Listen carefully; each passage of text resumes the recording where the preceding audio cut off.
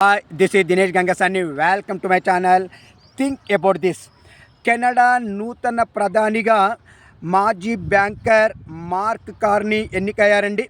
ఇటీవల కెనడా రాజధాని ఒట్టావాలో జరిగినటువంటి అధికార పార్టీ సమావేశంలో మార్క్ కార్నీని నూతన ప్రధానిగా ఎన్నుకుంటూ పార్టీ సభ్యులు 86% మంది పార్టీ సభ్యులు అతనికి మద్దతు తెలపడం జరిగింది. ఏది ఏమైనా ట్రూడో వారసుడిగా నూతన ప్రధానిగా ఎన్నికైనటువంటి మార్క్ కార్నీని నా ఛానల్ త్రూ నా వ్యక్తిగతంగా నేను అభినందనలు తెలియజేస్తున్నాను.